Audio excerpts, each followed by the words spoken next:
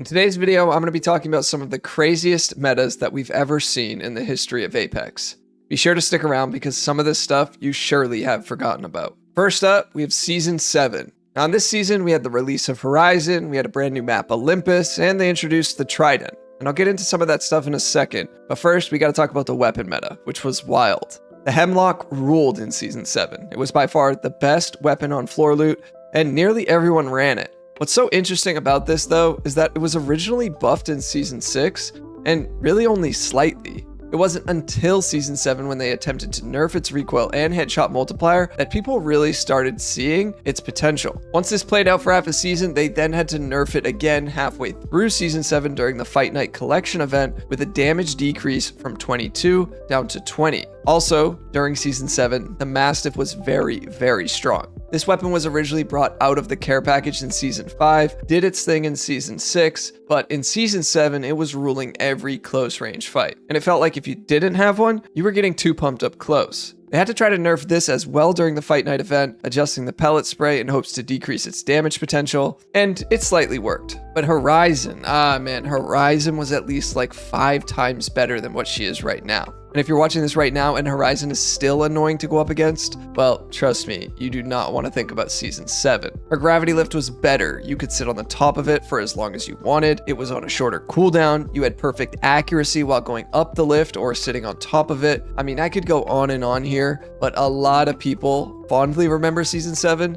and while I do remember some good times for sure, I definitely remember how annoying Horizon was when she came out. Not to mention her black hole was also better, just throwing that in there as well. Now let's fast forward 90 days from Season 7 and talk about Season 8. This is when we got a revamped King's Canyon, the release of Fuse, the 30-30, and much more. It was a pretty wild season, and if you remember correctly, they had slightly buffed Octane in Season 7. Knowing it wasn't enough to move the mark, this is when Octane saw a huge change, and they buffed his jump head, pretty similar to what it is now. They created the whole double jump and made it so that if you hit it crouched, it sent you in a lower arc, but if you went on it straight up, it would send you on a higher arc. They actually ended up having to nerf this some seasons later, but in Season 8 it was definitely much better. But the kicker was that there was often little to no audio attached to a player flying through the air after hitting an Octane jump pad, and this made it incredibly frustrating to go up against. So when players figured out the potential with Octane's jump pad, they decided to combo it with Revenant's free push from his death totem. This season became very chaotic, and honestly, really annoying to go up against. Considering at the time players that used Octane's jump pad made very little noise when they were taking the pad,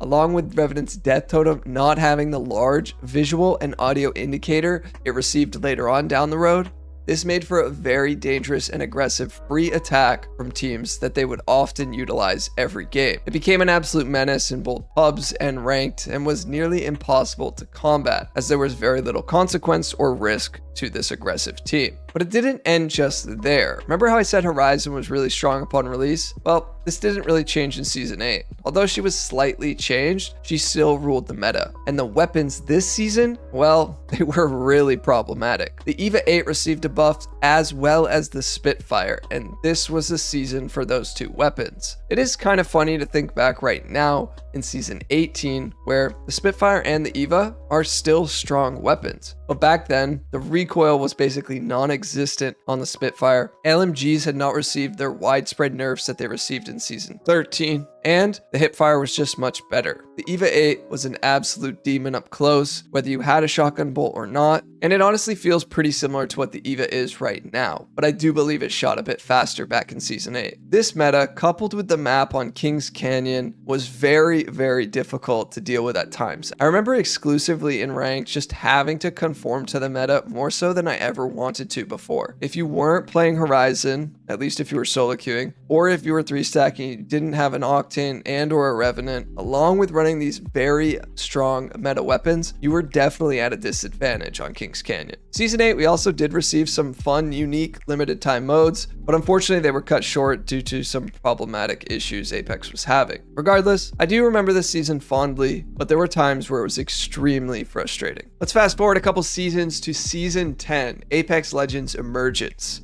This is when we got the release of Seer, an updated World's Edge, and a new weapon called the Rampage. But it wasn't just all about those things. Starting off with Seer. Now, he was arguably the most overpowered legend we've ever seen upon release. leading to a long-standing meta for several seasons after, until just recently he had been taken back a notch. His passive activated nearly instantly, allowing him to see if enemies were nearby within a 75-meter radius and could be checked constantly. His tactical ability, however, was where the real power came in. This thing did like 10 different things at once. It caused a brief flashbang, it did a measly but very annoying 10 damage, it canceled heals, revives, and several abilities from activating. And if that wasn't enough, you were also highlighted for nearly 10 seconds, and your overall health level was revealed that entire time as well. And this was all from his tactical ability. Eventually, later on in the season, the flashbang and the 10 damage was removed, along with some other minor nerfs, but this did not stop Seer from remaining a meta pick used at all levels of play.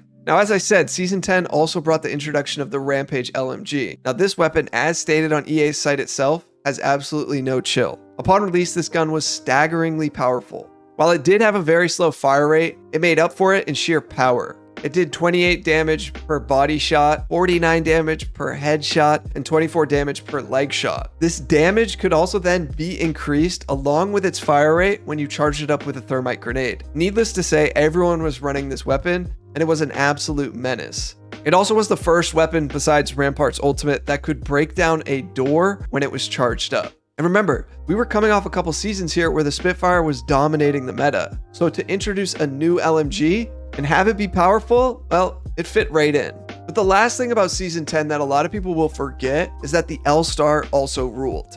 In Season 10, it allowed the L-Star to take energy magazines. Now, the magazines work different on the L-Star than it did with any other weapon, because with an L-Star, you don't technically have to reload as long as you can time the overheating component to it. So the extended magazines would let the L-Star shoot for longer periods of time. It also could then take barrel stabilizers, which helped with its recoil. They also adjusted the projectile VFX scale, which, made it so that you could see a little bit better when you were shooting it. But they did increase the hipfire spread. However, that part didn't really matter. This gun was a beast, especially at mid to close range, and it was very annoying to go up against. I remember it vividly in arenas, but also just in the average game mode. It was tough to combat an L-Star because you couldn't see very well when you were getting shot by it, and the damage would just stack surprisingly fast. Needless to say, Season 10 was pretty fun once they tuned down Seer a bit, but the weapon meta was dominated by LMGs. This next one is for some of the players who've been playing since day one. I know it's some people's favorite meta to look back on. In Season 0, the Wingman fired insanely fast and could have as many as 12 bullets in the magazine, along with a 2.5 times headshot multiplier. Its base magazine could take 6 bullets, and if you had a purple mag, you could have 12. Now, I didn't play during this time, but from what I've seen and from what I've heard, the Wingman was a straight up menace. So in Season 1, they had to nerf it. They had to reduce its fire rate, they had to reduce the Skull Piercer's headshot multiplier,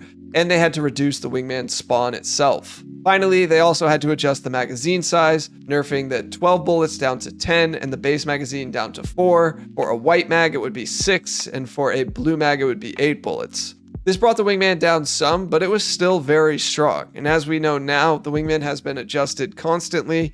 It's been buffed, it's been nerfed, and right now it's in a pretty decent spot. But that Season 0 version seems to hit totally different. Now, I know there are definitely some other memorable metas, and maybe I'll make a part 2 to this video, but what I want to end on is Season 5. If you guys remember correctly, this is when they revamped King's Canyon with new POIs like Rig, Capacitor, and some others. This is also when we got Loba. But lastly, the meta that I remember the most about Season 5 was the Havoc. Now, interestingly enough, the Havoc was buffed in Season 4. They removed the turbocharger and they adjusted the horizontal recoil on it, making it much easier to control. In Season 5 at the beginning, they had to try to nerf the Havoc. They wanted to increase the vertical and horizontal recoil just slightly, along with adjusting the recoil on the first 2 shots itself. But this wasn't enough, because halfway through Season 5, during the Lost Treasures collection event, they had to further nerf it by greatly increasing the horizontal recoil in the initial shots of the burst, and they had to decrease the magazine size from 32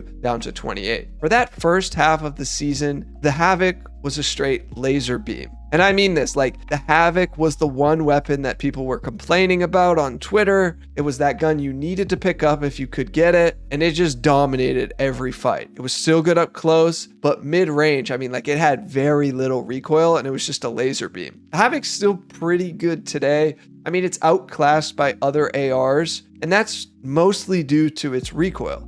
It doesn't stand up well against weapons like the R301 or even the Nemesis at range. But back then, it sure as hell did. If you guys enjoyed this video and you'd like to see a part 2, let me know down in the comments. But in the meantime, be sure to check out this video next. Thanks for watching. Peace.